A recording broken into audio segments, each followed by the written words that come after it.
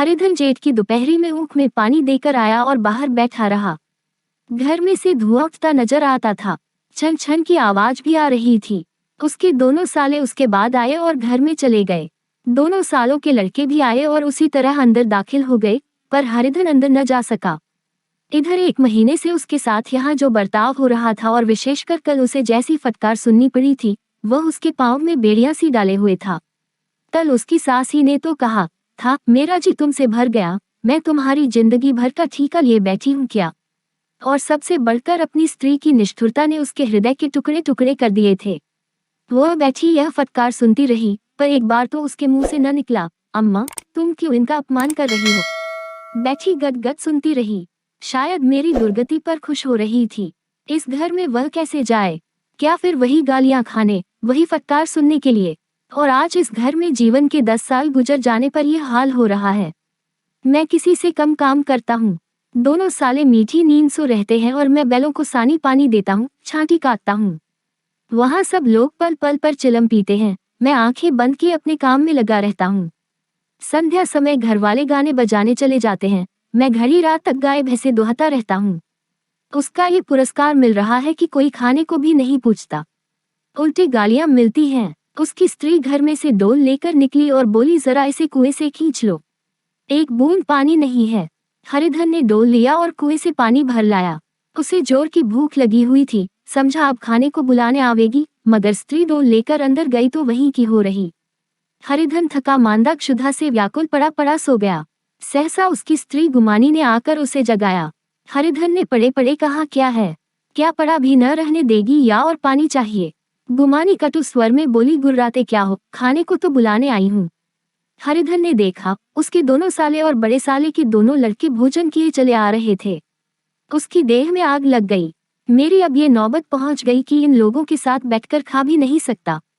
ये लोग मालिक हैं, मैं इनकी जूठी थाली चाटने वाला हूँ। मैं इनका कुत्ता हूँ, जिसे खाने के बाद एक टुकड़ा रोटी डाल दी जाती है। यही घर है जहाँ आज से 10 साल पहले उसका कितना आदर सत्कार होता था। साले गुलाम बने रहते थे, सास मुंह जोहती रहती थी, स्त्री पूजा करती थी। तब उसके पास रुपये थे, जायदाद थी। अब वह दरिद्र है, उसकी सारी जायदाद को इन्हीं लोगों ने कूड़ा कर दिया। अब उसे रोटियों के भी लाले हैं। उसके जी में एक ज्वाला सी उठी कि इसी वक्त अंदर जाकर सास को और सालों को भिगो भिगो कर लगाए, पर जबत करके रह गया। पड़े पड़े बोला, मुझे भूख नहीं है, आज न खाऊंगा। गुमानी ने कहा, न खाओगे मेरी बला से। हाँ नहीं तो खाओगे, तुम्हारे ही पेट में जाएगा, कुछ मेरे पेट में थोड़े ही चला जाएगा। हरिधन का क्रोध आंसू बन गया। यह मेरी स्त्री है, जिसके लिए मैंने अपना सर्वस्व मिट्टी में मिला दिया। मुझे उल्लू बनाकर यह सब अब निकाल देना चाहते हैं। वह अब कहाँ जाए, क्या करे। उसकी सास आकर बोली, चलकर खा क्यों नहीं लेते जी, रूठते किस पर हो। यहाँ तुम्हारे नखरे सहने का किसी में बूता नहीं है। जो देते हो वह मत देना, और क्या करोगे। तुमसे बेटी ब्याही है, कुछ तुम्हारी जिंदगी का ठीका नहीं लिखा है। हरिधन ने मर्माहत होकर कहा, हाँ अम्मा, मेरी भूल थी कि मैं यही समझ रहा था। अब मेरे पास क्या है कि तुम मेरी जिंदगी का ठीका लोगी। जब मेरे पास भी धन था तब सब कुछ आता था, अब दरिद्र हूँ, तुम क्यों बात पूछोगी। बूढ़ी सास भी मुंह फुलाकर भीतर चली गई। 2 बच्चों के लिए बाप एक फालतू सी चीज, एक विलास की वस्तु है, जैसे घोड़े के लिए चने या बाबुओं के लिए मोहन भोग। माँ रोटी दाल है, मोहन भोग उम्र भर न मिले तो किसका नुकसान है, मगर एक दिन रोटी दाल के दर्शन न हो तो फिर देखिए क्या हाल होता है। पिता के दर्शन कभी कभी शाम सवेरे हो जाते हैं। वह बच्चे को उछालता है, दुलारता है, कभी गोद में लेकर या उंगली पकड़कर सैर कराने ले जाता है, और बस यही उसके कर्तव्य की रीति है। वह परदेश चला जाए, बच्चे को परवाह नहीं होती, लेकिन माँ तो बच्चे का सर्वस्व है। बालक 1 मिनट के लिए भी उसका वियोग नहीं सह सकता। पिता कोई हो, उसे परवाह नहीं, केवल एक उछलने कूदने वाला आदमी होना चाहिए, लेकिन माता तो अपनी ही होनी चाहिए। 16 आने अपनी, वही रूप, वही रंग, वही प्यार, वही सब कुछ। वह अगर नहीं है तो बालक के जीवन का स्रोत मानो सूख जाता है। फिर वह शिव का नंदी है, जिस पर फूल या जब ल चढ़ाना लाजमी नहीं, अख्तियारी है।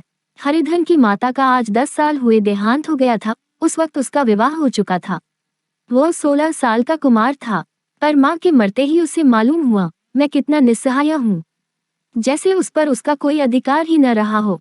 बहनों के विवाह हो चुके थे, भाई कोई दूसरा न था। बेचारा अकेले घर में जाते भी डरता था। माँ के लिए रोता था, पर माँ की परछाई से डरता था। जिस कोठरी में उसने देह त्याग किया था, उधर वह आंखें तक न उठाता। घर में एक बुआ थी, वह हरिधन का बहुत दुलार करती। हरिधन को अब दूध ज्यादा मिलता, काम भी कम करना पड़ता। बुआ बार बार पूछती, बेटा कुछ खाओगे? बाप भी अब उसे ज्यादा प्यार करता, उसके लिए अलग एक गाय मंगवा दी, कभी कभी उसे कुछ पैसे दे देता कि जैसे चाहे खर्च करे। पर इन मरहमों से वह घाव न पूरा होता था, जिसने उसकी आत्मा को आहत कर दिया था। ये दुलार और प्यार उसे बार बार माँ की याद दिलाता। माँ की घुड़कियों में जो मजा था, वह क्या इस दुलार में था? माँ से मानकर, लड़कर, ठुनक कर, रूठ कर लेने में जो आनंद था, वह क्या इस भिक्षादान में था? पहले वह स्वस्थ था, मानकर खाता, लड़ लड़कर खाता, अब वह बीमार था, अच्छे से अच्छे पदार्थ उसे दिए जाते थे, पर भूख न थी। साल भर तक वह इस दशा में रहा। फिर दुनिया बदल गई। एक नई स्त्री, जिसे लोग उसकी माता कहते थे, उसके घर में आई और देखते देखते एक काली घटा की तरह उसके संकुचित भूमंडल पर छा गई। सारी हरियाली, सारे प्रकाश पर अंधकार का पर्दा पड़ गया। हरिधन ने इस नकली माँ से बात तक न की, कभी उसके पास गया तक नहीं। एक दिन घर से निकला और ससुराल चला आया। बाप ने बार बार बुलाया, पर उनके जीते जी वह फिर उस घर में न गया। जिस दिन उसके पिता के देहांत की सूचना मिली, उसे एक प्रकार का ईर्ष्या में हर्ष हुआ। उसकी आंखों से आंसू की एक बूंद भी न आई। इस नए संसार में आकर हरिधन को एक बार फिर मातृ स्नेह का आनंद मिला। उसकी सास ने ऋषि वरदान की भांति उसके शून्य जीवन को विभूतियों से परिपूर्ण कर दिया। मरुभूमि में हरियाली उत्पन्न हो गई। सालियों की चुहल में, सास के स्नेह में, सालों के वाकविलास में और स्त्री के प्रेम में उसके जीवन की सारी आकांक्षाएं पूरी हो गईं। सास कहती, बेटा तुम इस घर को अपना ही समझो, तुम ही मेरी आंखों के तारे हो। वो उससे अपने लड़कों की, बहुओं की शिकायत करती। वो दिल में समझता था, सास जी मुझे अपने बेटों से भी ज्यादा चाहती हैं। बाप के मरते ही वह घर गया और अपने हिस्से की जायदाद को कूड़ा करके रुपयों की थैली लिए हुआ आ गया। अब उसका दूना आदर सत्कार होने लगा। उसने अपनी सारी संपत्ति सास के चरणों पर अर्पण करके अपने जीवन को सार्थक कर दिया। अब तक उसे कभी कभी घर की याद आ जाती थी, अब भूलकर भी उसकी याद न आती, मानो वह उसके जीवन का कोई भीषण कांड था, जिसे भूल जाना ही उसके लिए अच्छा था। वो सबसे पहले उठता, सबसे ज्यादा काम करता, उसका मनोयोग, उसका परिश्रम देखकर गांव के लोग दांतों तले उंगली दबाते थे। उसके ससुर का भाग बखानते, जिसे ऐसा दामाद मिल गया। लेकिन ज्यों ज्यों दिन गुजरते गए, उसका मान सम्मान घटता गया। पहले देवता, फिर घर का आदमी, अंत में घर का दास हो गया। रोटियों में भी बाधा पड़ गई, अपमान होने लगा। अगर घर के लोग भूखों मरते और साथ ही उसे भी मरना पड़ता, तो उसे जरा भी शिकायत न होती। लेकिन जब देखता और लोग मूंछों पर ताव दे रहे हैं, केवल मैं ही दूध की मक्खी बना दिया गया हूँ, तो उसके अंतःस्थल से एक लंबी ठंडी आह निकल आती। अभी उसकी उम्र 25 ही साल की तो थी। इतनी उम्र इस घर में कैसे गुजरेगी? और तो और उसकी स्त्री ने भी आंखें फेर लीं। यह उस विपत्ति का सबसे क्रूर दृश्य था। 3 हरिधन तो उधर भूखा प्यासा चिंतादाह में जल रहा था, इधर घर में सास जी और दोनों सालों में बातें हो रही थी। गुमानी भी हाँ में हाँ मिलाती जाती थी। बड़े साले ने कहा, हम लोगों की बराबरी करते हैं। यह नहीं समझते कि किसी ने उनकी जिंदगी भर का बीड़ा थोड़े ही लिया है। 10 साल हो गए, इतने दिनों में क्या 2-3 हजार न हड़प गए होंगे। छोटे साले बोले, मजूर हो तो आदमी घुड़ के भी, डांटे भी, अब इनसे कोई क्या कहे। न जाने इनसे कभी पिन छूटेगा भी या नहीं। अपने दिल में समझते होंगे, मैंने 2000 रुपये नहीं दिए हैं। यह नहीं समझते कि उनके 2000 कब के उड़ चुके। 1.25 सेर तो 1 जून को चाहिए। सास ने गंभीर भाव से कहा, बड़ी भारी खुराक है। गुमानी माता के सिर से जूं निकाल रही थी। सुलगते हुए हृदय से बोली, निकम्मे आदमी को खाने के सिवा और काम ही क्या रहता है। बड़े खाने की कोई बात नहीं है, जिसकी जितनी भूख हो उतना खाए, लेकिन कुछ पैदा भी तो करना चाहिए। यह नहीं समझते कि पहुनई में किसी के दिन कटे हैं। छोटे में तो 1 दिन कह दूंगा, अब अपनी राह लीजिए, आपका कर्जा नहीं खाया है। गुमानी घरवालों की ऐसी ऐसी बातें सुनकर अपने पति से द्वेष करने लगी थी। अगर वह बाहर से 4 पैसे लाता, तो इस घर में उसका कितना मान सम्मान होता, वह भी रानी बनकर रहती। न जाने क्यों, कहीं बाहर जाकर कमाते उसकी नानी मरती है। गुमानी की मनोवृत्तियां अभी तक बिल्कुल बालपन की सी थीं। उसका अपना कोई घर न था, उसी घर का हितहित उसके लिए भी प्रधान था। वह भी उन्हीं शब्दों में विचार करती, इस समस्या को उन्हीं आंखों से देखती जैसे उसके घरवाले देखते थे। सच तो 2000 रुपये में क्या किसी को मोल ले लेंगे। 10 साल में 2000 होते ही क्या हैं? 200 ही तो साल भर के हुए। क्या 2 आदमी साल भर में 200 भी न खाएंगे? फिर कपड़े लत्ते, दूध घी, सभी कुछ तो है। 10 साल हो गए, एक पीतल का छल्ला नहीं बना। घर से निकलते तो जैसे इनके प्राण निकलते हैं। जानते हैं जैसे पहले पूजा होती थी वैसे ही जन्म भर होती रहेगी। यह नहीं सोचते कि पहले और बात थी, अब और बात है। बहू तो पहले ससुराल जाती है तो उसका कितना महात्म होता है। उसके डोली से उतरते ही बाजे बजते हैं। गांव मोहल्ले की औरतें उसका मुंह देखने आती हैं और रुपए देती हैं। महीनों उसे घर भर से अच्छा खाने को मिलता है, अच्छा पहनने को, कोई काम नहीं लिया जाता, लेकिन 6 महीनों के बाद कोई उसकी बात भी नहीं पूछता, वह घर भर की लौड़ी हो जाती है। उनके घर में मेरी भी तो वही गति होती। फिर काहे का रोना? जो ये कहो कि मैं तो काम करता हूँ, तो तुम्हारी भूल है, मजूर की और बात है। उसे आदमी डांटता भी है, मारता भी है, जब चाहता है रखता है, जब चाहता है निकाल देता है, कसकर काम लेता है। यह नहीं कि जब जी में आया कुछ काम किया, जब जी में आया पढ़कर सो रहे। 4 हरिधन अभी पड़ा अंदर ही अंदर सुलग रहा था कि दोनों साले बाहर आए और बड़े साहब बोले, भैया उठो, तीसरा पहर ढल गया, कब तक सोते रहोगे? सारा खेत पड़ा हुआ है। हरिधन चट उठ बैठा और तीव्र स्वर में बोला, क्या तुम लोगों ने मुझे उल्लू समझ लिया है? दोनों साले हक्का बक्का हो गए। जिस आदमी ने कभी जबान नहीं खोली, हमेशा गुलामों की तरह हाथ बांध हाजिर रहा, वह आज एकाएक कितना आत्माभिमानी हो जाए, यह उनको चौंका देने के लिए काफी था। कुछ जवाब न सूझा। हरिधन ने देखा इन दोनों के कदम उखड़ गए हैं, तो एक धक्का और देने की प्रबल इच्छा को न रोक सका। उसी ढंग से बोला, मेरी भी आंखें हैं, अंधा नहीं हूँ, न बहरा ही हूँ। छाती फाड़कर काम करूँ और उस पर भी कुत्ता समझा जाऊं, ऐसे गधे और कहीं होंगे। अब बड़े साले भी गर्म पड़े, तुम्हें किसी ने यहाँ बात तो नहीं रखा है? अब की हरिधन लाजवाब हुआ, कोई बात न सूझी। बड़े ने फिर उसी ढंग से कहा, अगर तुम ये चाहो कि जन्म भर पाहुने बने रहो और तुम्हारा वैसा ही आदर सत्कार होता रहे, तो ये हमारे वश की बात नहीं है। हरिधन ने आंखें निकालकर कहा, क्या मैं तुम लोगों से कम काम करता हूँ? बड़े, ये कौन कहता है? हरिधन, तो तुम्हारे घर की नीति है कि जो सबसे ज्यादा काम करे वही भूखों मारा जाए। बड़े, तुम खुद खाने नहीं गए? क्या कोई तुम्हारे मुंह में कौर डाल देता? हरिधन ने ओठ चबाकर कहा, मैं खुद खाने नहीं गया कहते तुम्हें लाज नहीं आती? नहीं आई थी बहन तुम्हें बुलाने। छोटे साले ने कहा, अम्मा भी तो आई थी, तुमने कह दिया मुझे भूख नहीं है, तो क्या करती? सास भीतर से लपकी चली आ रही थी। ये बात सुनकर बोली, कितना कहकर हार गई, कोई उठे न तो मैं क्या करूं?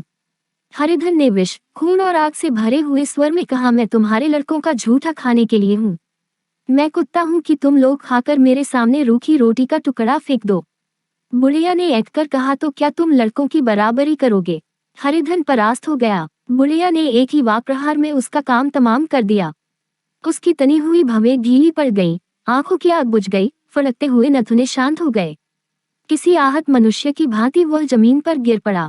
क्या तुम मेरे लड़कों की बराबरी करोगे? ये वाक्य एक लंबे भाले की तरह उसके हृदय में चुभता चला जाता था, न हृदय का अंत था, न उस भाले का। 5 सारे घर ने खाया, पर हरिधन न उठा। सास ने मनाया, सालियों ने मनाया, ससुर ने मनाया, दोनों साले मनाकर थक गए। हरिधन न उठा, वही द्वार पर एक टाट पर पड़ा था। उसे उठाकर सबसे अलग कुएं पर ले गया और जगत पर बिछाकर पड़ा रहा। रात भीग चुकी थी। अनंत प्रकाश में उज्ज्वल तारे बालकों की भांति क्रीड़ा कर रहे थे। कोई नाचता था, कोई उछलता था, कोई हंसता था, कोई आंखें भींचकर फिर खोल देता, कोई साहसी बालक सपाट भरकर एक पल में सब विस्तृत क्षेत्र को पार कर लेता था और न जाने कहाँ छिप जाता था। हरिधन को अपना बचपन याद आया, जब वह भी इसी तरह क्रीड़ा करता था। उसकी बाल स्मृतियां उन्हीं चमकीले तारों की भांति प्रज्वलित हो गई। वह अपना छोटा सा घर, वह आम के बाग जहाँ वह केरियां चुना करता था, वह मैदान जहाँ वह कबड्डी खेला करता था, सब उसे याद आने लगे। फिर अपनी स्नेहमयी माता की सदैव मूर्ति उसके सामने खड़ी हो गई। उन आंखों में कितनी करुणा थी, कितनी दया थी। उसे ऐसा जान पड़ा मानो माता आंखों में आंसू भरे उसे छाती से लगा लेने के लिए हाथ फैलाए उसकी ओर चली आ रही है। वह उस मधुर भावना में अपने को भूल गया। ऐसा जान पड़ा मानो माता ने उसे छाती से लगा लिया है और उसके सिर पर हाथ फेर रही है। वह रोने लगा, फूट फूट कर रोने लगा। उसी आत्मसम्मोहित दशा में उसके मुंह से यह शब्द निकला, अम्मा तुमने मुझे इतना भुला दिया। देखो तुम्हारे प्यारे लाल की क्या दशा हो रही है। कोई उसे पानी को भी नहीं पूछता। क्या जहाँ तुम हो वहाँ मेरे लिए जगह नहीं है? सहसा गुमानी ने आकर पुकारा, क्या सो गए तुम? नौच किसी को ऐसी राक्षसी नींद आए? चलकर खा क्यों नहीं लेते? कब तक कोई तुम्हारे लिए बैठा रहे? हरिधन उस कल्पना जगत से क्रूर प्रत्यक्ष में आ गया। वही कुएं की जगत थी, वही फटा हुआ टाट, और गुमानी सामने खड़ी कह रही थी, कब तक कोई तुम्हारे लिए बैठा रहे? हरिधन उठ बैठा और मानो तलवार म्यान से निकालकर बोला, भला तुम्हें मेरी सुध तो आई? मैंने तो कह दिया था मुझे भूख नहीं है। गुमानी तो क्या दिन न खाओगे? अब इस घर का पानी भी न पीऊंगा। तुझे मेरे साथ चलना है या नहीं? दृढ़ संकल्प से भरे हुए इन शब्दों को सुनकर गुमानी सहम उठी। बोली, कहाँ जा रहे हो? हरिधन ने मानो नशे में कहा, तुझे इससे क्या मतलब? मेरे साथ चलेगी या नहीं? फिर पीछे से न कहना मुझसे कहा नहीं। गुमानी आपत्ति के भाव से बोली, तुम बताते क्यों नहीं, कहाँ जा रहे हो? तू मेरे साथ चलेगी या नहीं? जब तक तुम बता न दोगे मैं नहीं जाऊंगी। तो मालूम हो गया तू नहीं जाना चाहती। मुझे इतना ही पूछना था, नहीं अब तक मैं आधी दूर निकल गया होता। ये कहकर वह उठा और अपने घर की ओर चला। गुमानी पुकारती रही, सुन लो, पर उसने पीछे फिर कर भी न देखा। 30 मील की मंजिल हरिधन ने 5 घंटों में तय की। जब वह अपने गांव की अमराइयों के सामने पहुंचा तो उसकी मातृ भावना उषा की सुनहरी गोद में खेल रही थी। उन वृक्षों को देखकर उसका विह्वल हृदय नाचने लगा। मंदिर का वह सुनहरा कलश देखकर वह इस तरह दौड़ा मानो एक छलांग में उसके ऊपर जा पहुंचेगा। वह वेग में दौड़ा जा रहा था मानो उसकी माता गोद फैलाए उसे बुला रही हो। जब वह आमों के बाग में पहुंचा, जहां डालियों पर बैठकर वह हाथी की सवारी का आनंद पाता था, जहां की कच्ची बेरोन और लिसुड़ों में एक स्वर्गीय स्वाद था, तो वह बैठ गया और भूमि पर सिर झुकाकर रोने लगा, मानो अपनी माता को अपनी विपत्ति कथा सुना रहा हो। वहां की वायु में, वहां के प्रकाश में मानो उसकी विराट रूपिणी माता व्याप्त हो रही थी।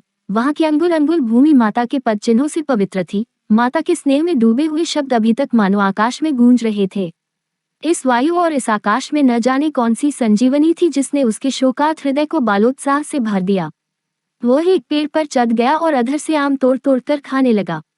सास के वह कठोर शब्द, स्त्री का वह निष्ठुर आघात, वह सारा अपमान वह भूल गया। उसके पांव फूल गए थे, तलवों में जलन हो रही थी, पर इस आनंद में उसे किसी बात का ध्यान न था। सहसा रखवाले ने पुकारा, वह कौन ऊपर चढ़ा हुआ है रे?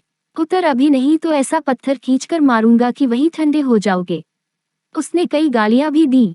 इस फटकार और इन गालियों में इस समय हरिधन को अलौकिक आनंद मिल रहा था।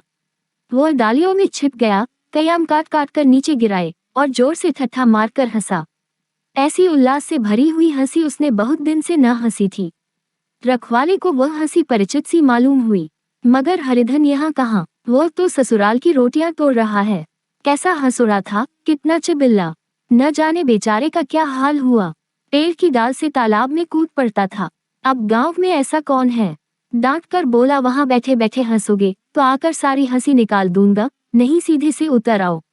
वह गालियां देने जा रहा था कि एक गुठली आकर उसके सिर पर लगी। सिर सहलाता हुआ बोला, ये कौन शैतान है? नहीं मानता? ठहर तो, मैं आकर तेरी खबर लेता हूँ। उसने अपनी लकड़ी नीचे रख दी और बंदरों की तरह चटपट ऊपर चढ़ गया। देखा तो हरिधन बैठा मुस्कुरा रहा है। चकित होकर बोला, अरे हरिद, न तुम यहाँ कब आए? इस पेड़ पर कब से बैठे हो? दोनों बचपन सखा वहीं गले मिले। यहाँ कब आए? चलो घर चलो भले आदमी, क्या वहाँ आम भी मैसर न होते थे? हरिधन ने मुस्कुराकर कहा, मंगरू, इन आमों में जो स्वाद है वह और कहीं के आमों में नहीं है। गांव का क्या रंग ढंग है, मंगरू सब चैनचान है भैया। तुमने तो जैसे नाता ही तोड़ लिया। इस तरह कोई अपना गांव घर छोड़ देता है? जब से तुम्हारे दादा मरे सारी गिरस्ती चौपट हो गई। 2 छोटे छोटे लड़के हैं, उनके किए क्या होता है? हरिधन, मुझे अब उस गिरस्ती से क्या वास्ता है भाई? मैं तो अपना ले दे चुका। मजूरी तो मिलेगी न, तुम्हारी गया मैं ही चरा दिया करूंगा, मुझे खाने को दे देना। मंगरू ने अविश्वास के भाव से कहा, अरे भैया कैसी बात करते हो, तुम्हारे लिए जान तक हाजिर है। क्या ससुराल में अब न रहोगे? कोई चिंता नहीं, पहले तो तुम्हारा घर ही है, उसे संभालो। छोटे छोटे बच्चे हैं, उनको पालो। तुम नई अम्मा से नाहक डरते थे, बड़ी सीधी है बेचारी, बस अपनी माँ ही समझो, तुम्हें पाकर तो निहाल हो जाएगी। अच्छा, घरवाली को भी तो लाओगे? हरिधन, उसका अब मुंह न देखूंगा, मेरे लिए वह मर गई। मंगरू तो दूसरी सगाई हो जाएगी, अब की ऐसी मेहरिया ला दूंगा कि उसके पैर धो धो कर पियोगे, लेकिन कहीं पहली भी आ गई तो हरिधन वह ना आएगी। 7 हरिधन अपने घर पहुंचा तो दोनों भाई भैया आए कहकर भीतर दौड़े और माँ को खबर दी। उस घर में कदम रखते ही हरिधन को ऐसी शांत महिमा का अनुभव हुआ मानो वह अपनी माँ की गोद में बैठा हुआ है। इतने दिनों ठोकरें खाने से उसका हृदय कोमल हो गया था। जहाँ पहले अभिमान था, आग्रह था, हिकड़ी थी, वहाँ अब निराशा थी, पराजय थी और याचना थी। बीमारी का जोर कम हो चला था, अब उस पर मामूली दवा भी असर कर सकती थी। किले की दीवारें छिद चुकी थीं, अब उसमें घुस जाना असह्य न था। वही घर जिससे वह एक दिन विरक्त हो गया था, अब गोद फैलाए उसे आश्रय देने को तैयार था। हरिधन का निर्वलंबन मन यह आश्रय पाकर मानो तृप्त हो गया। शाम को विमाता ने कहा, बेटा तुम घर आ गए, हमारे धन भाग। अब इन बच्चों को पालो, माँ का नाता न सही, बाप का नाता तो है ही। मुझे एक रोटी दे देना, खाकर एक कोने में पड़ी रहूंगी। तुम्हारी अम्मा से मेरा बहन का नाता है, उस नाते से भी तो तुम मेरे लड़के होते हो। हरिधन की मात्र विह्वल आंखों को विमाता के रूप में अपनी माता के दर्शन हुए। घर के एक एक कोने में मात्र स्मृतियों की छटा चांदनी की भांति छिपकी हुई थी। विमाता का प्रौढ़ मुखमंडल भी उसी छटा से रंजित था। दूसरे दिन हरिधन फिर कंधे पर हल रखकर खेत को चला। उसके मुख पर उल्लास था और आंखों में गर्व। वह अब किसी का आश्रित नहीं, आश्रयदाता था, किसी के द्वार का भिक्षुक नहीं, घर का रक्षक था। एक दिन उसने सुना, गुमानी ने दूसरा घर कर लिया। माँ से बोला, तुमने सुना काकी, गुमानी ने घर कर लिया। काकी ने कहा, घर क्या कर लेगी, ठट्ठा है। बिरादरी में ऐसा अंधेर, पंचायत नहीं अदालत तो है। हरिधन ने कहा, नहीं काकी, बहुत अच्छा हुआ। ला महावीर जी को लड्डू चढ़ा आऊं। मैं तो डर रहा था कहीं मेरे गले न आ पड़े।